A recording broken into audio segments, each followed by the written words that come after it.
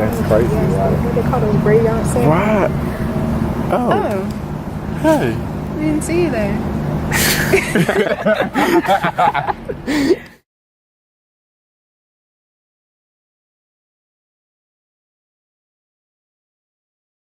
The growing awareness of mental health issues in society, exposed through social media, and lack of recognition for those struggling with mental health issues has led to desensitivity towards increasingly deadly mass shootings.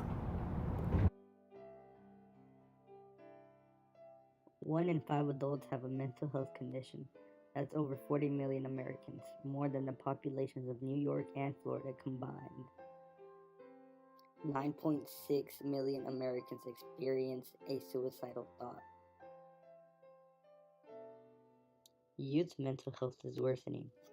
Rates of youth with severe depression increased from 5.9% in 2012 to 8.2% in 2015. Even with severe depression, 76% of youth are left with no or insufficient treatment. That's enough to fill every Major League Baseball stadium on the East Coast twice. There is a serious mental health workforce shortage. In states with the lowest workforce, there is up to 6 times the individuals to only one mental health professional. This includes psychiatrists, psychologists, social workers, counselors, and psychiatric nurses.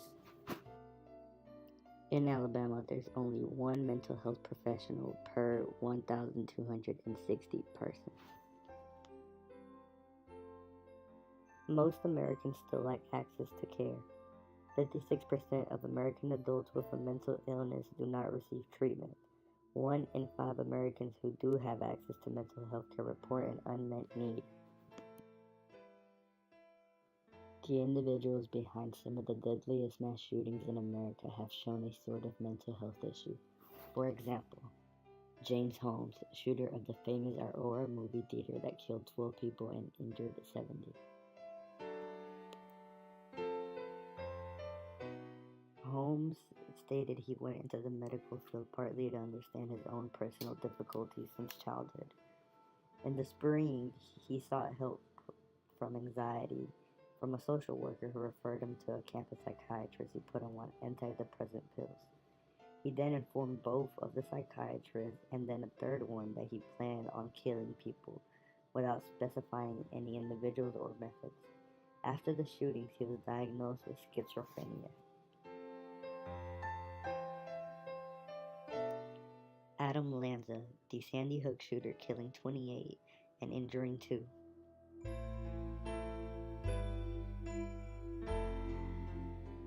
Some of the signs of Adam Lanza's mental illness was he was diagnosed with severe antisocial behavior at an early age.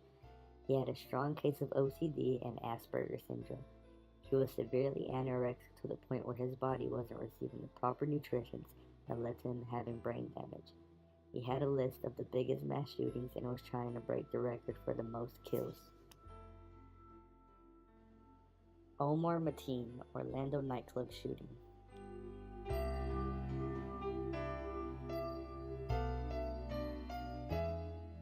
Mateen's signs of mental illness was at an early age was very rude and verbally abusive and aggressive. He was a bully, according to major of his classmates. He showed support for the falling of the Twin Towers, and he was extremely bipolar and would beat his wife often. Mateen was also addicted to steroids. How do people feel about continuing to hear about constant mass shootings?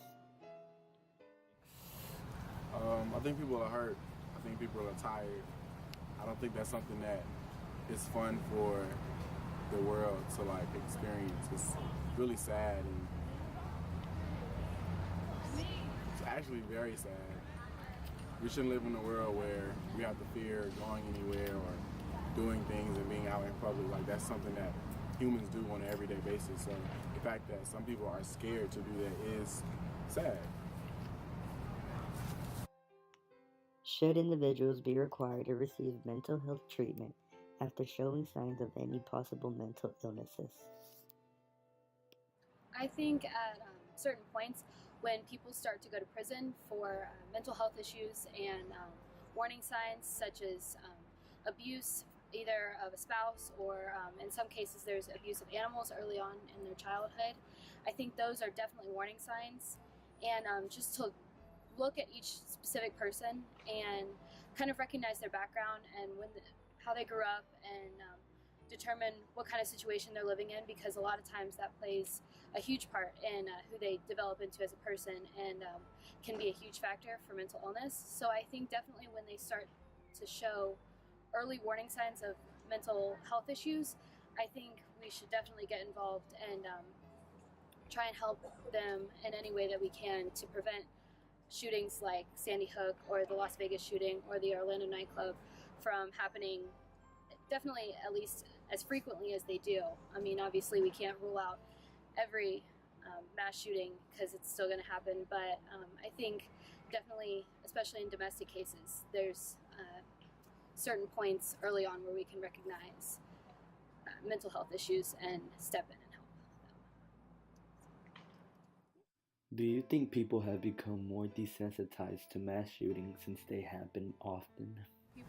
People have become really desensitized about these events. Like, I feel like the first, or at least really not the first, but one of the first major events was Columbine. The Columbine shooting was just really big. Like, people would never expect to hear about a shooting at school, and now you hear about these all the time, and how people nowadays were coming up with stuff to, I guess, combat it in a way. Not really even combat it, just work with the possibility of school shooters. Like, I saw something the other day.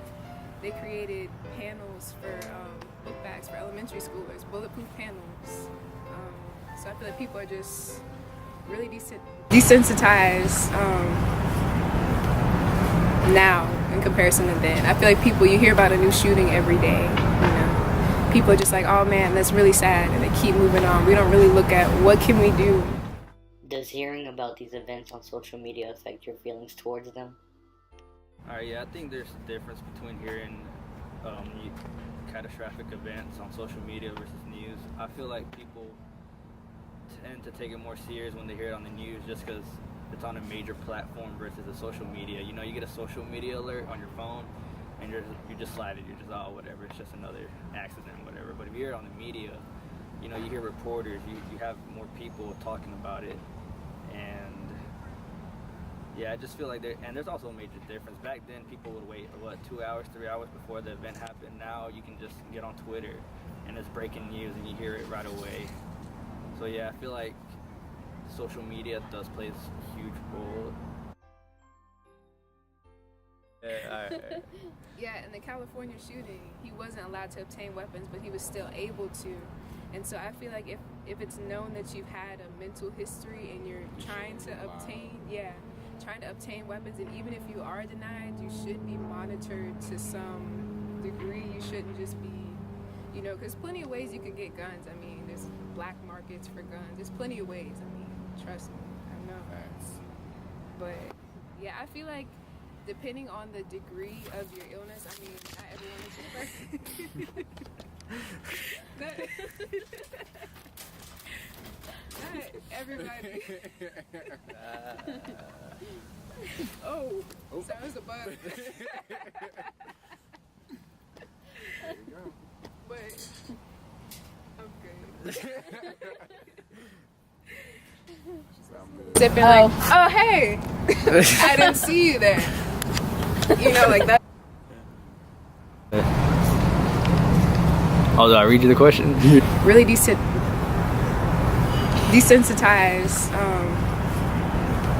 What can we do? I'm sorry, I forgot we were filming.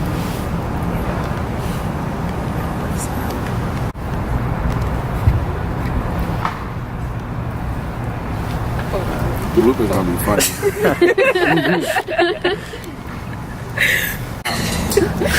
We're done.